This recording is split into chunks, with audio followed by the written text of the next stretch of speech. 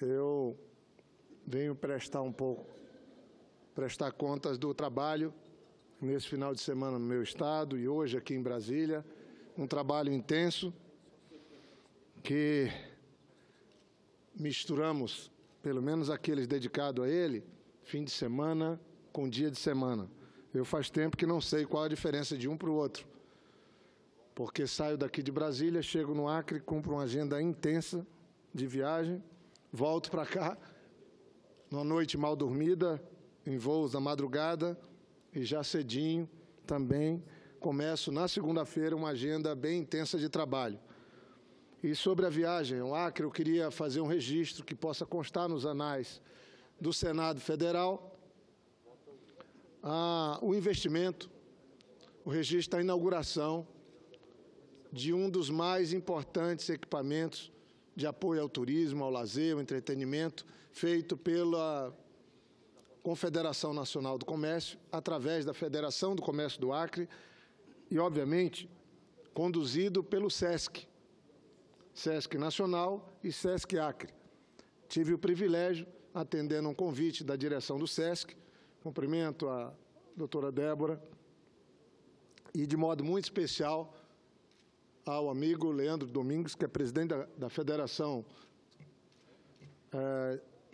do Comércio do Acre, pelo convite, porque não temos no Acre inteiro, na parte mais ocidental da Amazônia, envolvendo inclusive outros estados, um equipamento tão importante para Cruzeiro do Sul, para Mâncio Lima, para Rodrigues Alves, Taumaturgo, Porto Walter, Tarauacá, Feijó e municípios vizinhos do Amazonas.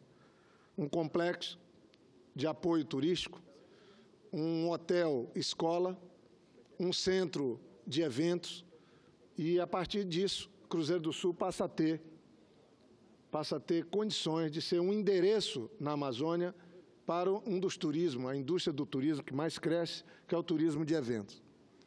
Estiveram presentes o governador Tião Viana, prefeito de Cruzeiro do Sul, prefeito de Rio Branco, Marcos Alexandre, e alguns parlamentares federais e estaduais.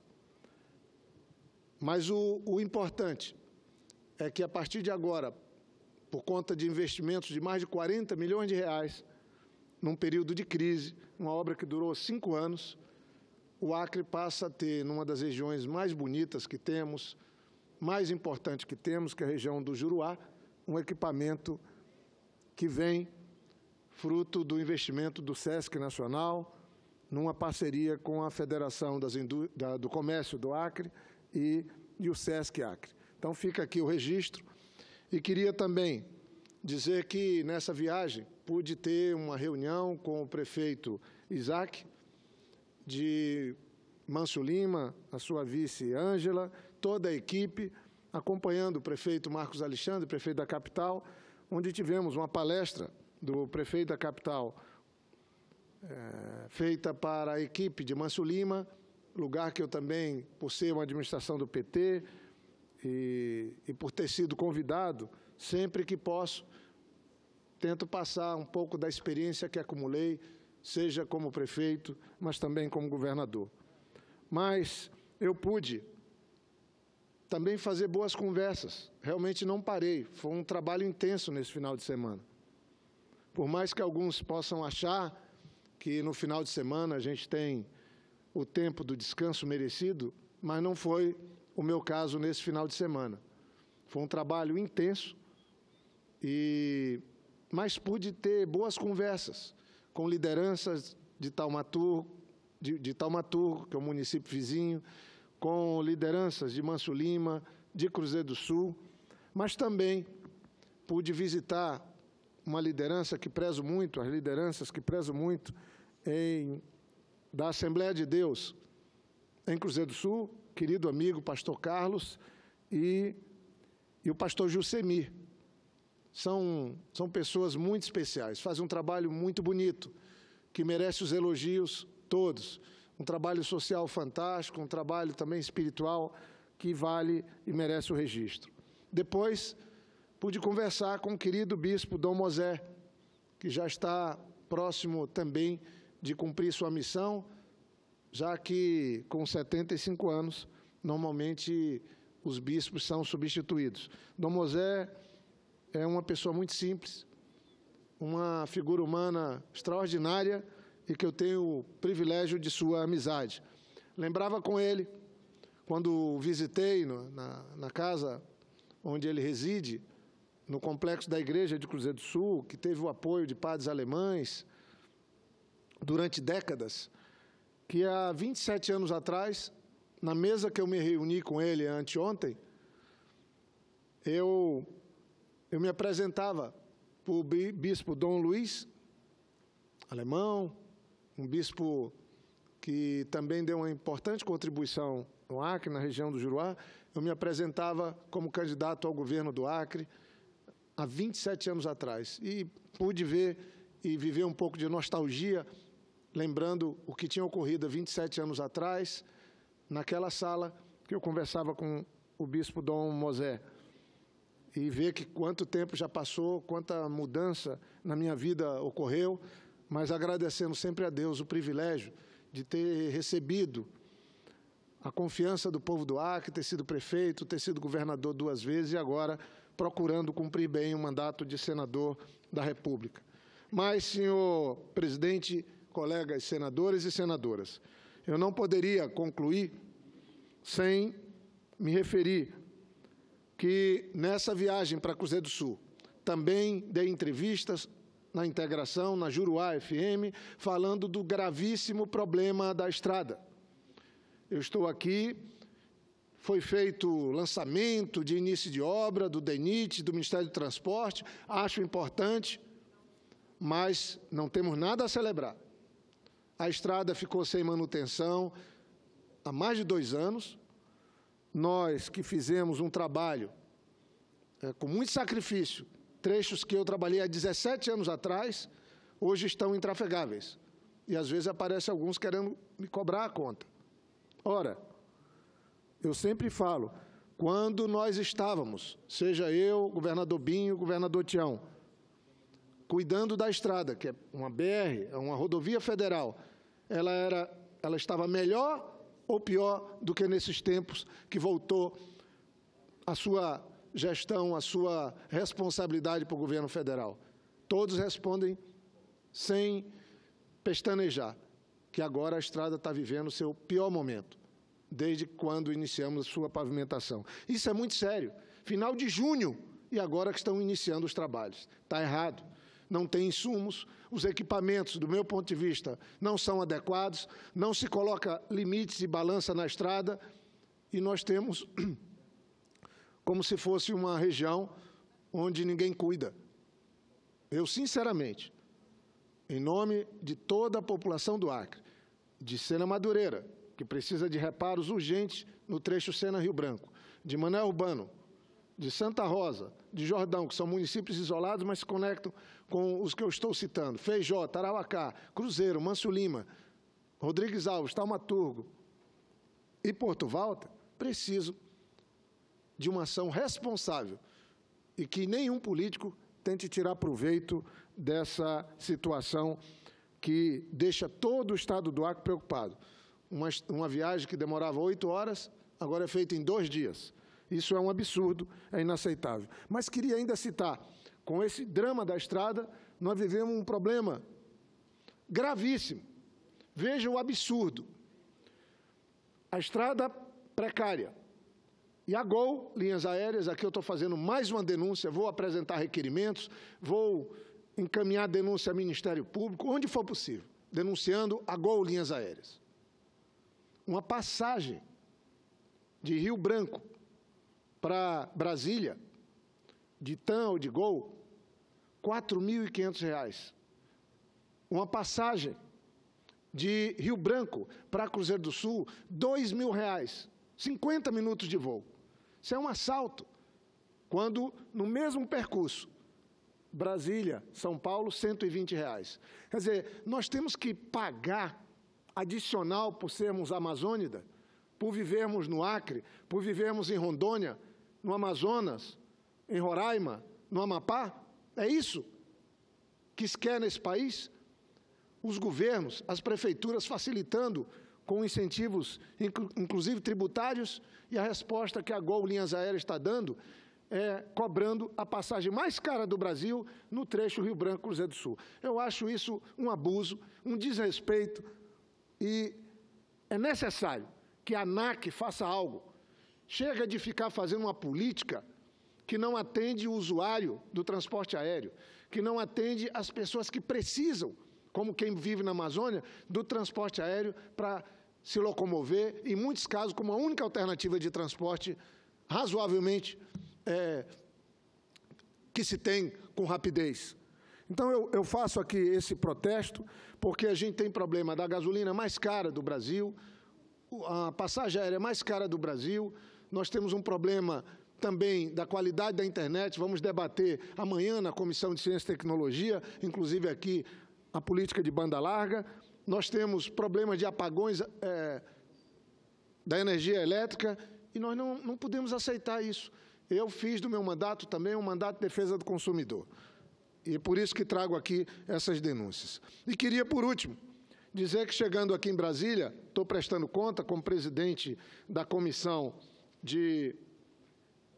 Mista de Mudança Climática, eu estou contente, participei hoje cedo, acompanhado dessa figura muito querida, especial, que é o Sebastião Salgado, que está aqui nos visitando, trabalhando.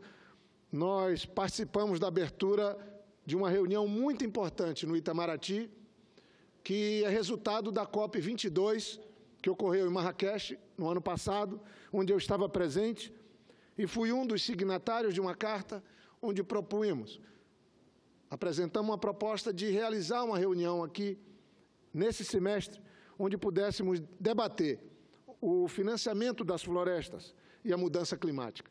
Essa reunião está acontecendo hoje o dia inteiro no Itamaraty e, de alguma maneira, eu quero também, sem falsa modéstia, dizer que colaborei para que essa reunião acontecesse, um grupo muito qualificado de especialistas, de entidades não governamentais, governamentais, estaduais, empresariais, reunidos, discutindo a posição do Brasil perante o Acordo do Clima. Temos a posição dos Estados Unidos, que tensionou e vai seguir tensionando o cumprimento desse acordo, e o Brasil, que é signatário, que foi protagonista, também vive um drama, porque há um aumento do desmatamento e, obviamente, que isso dificulta que o Brasil possa cumprir as metas assumidas publicamente e também no Acordo de Paris de redução de suas emissões. A busca de trabalhar uma economia de baixo carbono é a busca do futuro. O presidente dos Estados Unidos está pegando o caminho errado, está pegando a contramão. Os consumidores do mundo se preocupam com a vida no planeta, se preocupam com um mundo sustentável, querem um mundo sustentável.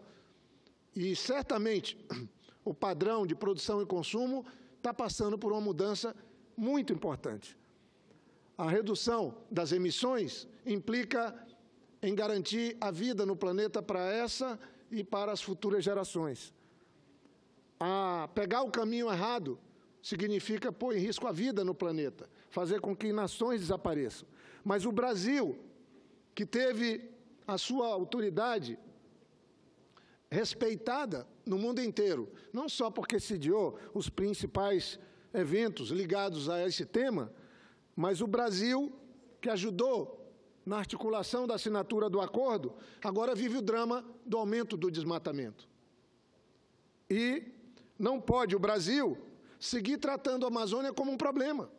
A Amazônia é parte da solução. E nós que vivemos naquela região, 25 milhões de habitantes, nós não podemos aceitar que não haja projeto, que não haja propósito para dar apoio aos governos, às prefeituras e à sociedade. Nós não temos que pagar um adicional, seja na passagem aérea, no combustível, na telefonia, por sermos da Amazônia. É isso que eu reclamo. Nós não podemos ajudar o Brasil a mudar a cor da sua agenda, que era marrom, que era suja, para uma agenda verde e respeitada, e não ganharmos nada. Quando se tem uma redução de desmatamento, por incrível que pareça, por falta de alternativas, de uma economia sustentável, de uma economia florestal que o Brasil teima em não fazer acontecer na Amazônia, se agrava o problema econômico e social das populações, especialmente os mais pobres. E hoje, no Itamaraty, nós estamos querendo discutir financiamento para a floresta vinculado a essa agenda do clima. Eu não posso encerrar sem deixar registrado aqui o vexame que foi a viagem do presidente Temer à Noruega. Olha, o recurso que nós dispunhamos como uma espécie de prêmio pela redução do desmatamento é o Fundo Amazônia. Mas o Fundo Amazônia está diretamente ligado a um compromisso e a materialização desse compromisso de redução do desmatamento. 1 bilhão e 200 milhões de dólares foram colocados nesse fundo. A Noruega pôs mais de 1 bilhão e 100 milhões de dólares, mas com o compromisso do Brasil seguir diminuindo o desmatamento. E o que é que ocorreu nos últimos 2 anos? Um aumento do desmatamento. Era perto de 5 mil quilômetros quadrados, passou para 6 e agora está quase 8 mil quilômetros quadrados. 47% de aumento. Isso é um absurdo. Isso diminui o respeito que o Brasil estava tendo no plano internacional. E o que é que nós tivemos como resultado da ação do governo Temer, ou da falta de ação do governo Temer? Um anúncio da Noruega que, dos 400 milhões previstos para esse ano, ela corta, não vai mais doar a metade desse valor, perto de 200 milhões. E isso pode ainda ter pioras, porque se o Brasil seguir com a tendência de aumento do desmatamento, os países que colaboram, o pouco recurso que chega na Amazônia, também vai desaparecer. E acho que a maior responsabilidade com a Amazônia, com os brasileiros, com os governos e com os municípios, é o governo federal. E não adianta vir com a desculpa de que estamos vivendo uma crise política e econômica e temos que deixar esse assunto para depois. Lá no Itamaraty, nós estamos fazendo valer algo diferente. Estamos tratando essa questão da mudança do clima, do financiamento de floresta, como uma agenda que é do Estado brasileiro, do povo brasileiro, e que tem que ser tratada, tem que ser priorizada, independente do ambiente político e econômico que o país possa estar vivendo. Então, eu encerro aqui minhas palavras dizendo e pedindo que possa constar nos anais do Senado o artigo do André Trigueiro, que é um grande jornalista, profundo conhecedor da questão ambiental, inclusive urbana, publicado no jornal Folha de São Paulo. E esse artigo do André Trigueiros, ele, de maneira pedagógica, traduz o drama que nós estamos vivendo, os prejuízos que estamos tendo por conta desse retrocesso ambiental, com a redução de unidade de conservação, com uma agenda que vem do governo e da Câmara dos Deputados, que danificam aquilo que o Brasil demorou anos para conquistar perante o mundo, que foi o respeito que o Brasil adquiriu a partir da redução do desmatamento, a partir da revisão do Código Florestal, a partir da nova Lei de Ciência e Tecnologia, a partir da Lei de Acesso à Biodiversidade e ao Conhecimento Tradicional, que eu tive a honra de relatar essas 3 matérias. Então, eu concluo, senhor presidente, pedindo que possa constar nos anais esse artigo do André Trigueiro, publicado na Folha de São Paulo, e fazer esse registro, que o diálogo sobre financiamento de florestas e mudança do clima, realizado hoje no Itamaraty, na Sala Santiago Dantas, é algo que a gente faz com muita satisfação, valendo a pena a luta que nós tivemos, eu e vários colegas, na COP22 em Marrakech, e que agora, durante um dia inteiro, a gente dá consequência àquilo que propomos lá. Eu fui signatário da carta, eu fiz a leitura da carta, e hoje a gente cumpre esse compromisso, trabalhando a questão do RED+, trabalhando junto com o Fórum Brasileiro de Mudanças Climáticas sobre floresta e procurando fazer ver que a Amazônia precisa ser vista como um ativo econômico, como parte da solução, como uma região que, talvez a região que mais pode ajudar o Brasil a sair dessa crise econômica e dessa mazela política, desde que seja tratada com seriedade, com respeito, e não seja visto como um problema, mas como parte da solução. Muito obrigado, senhor presidente Paulo Rocha.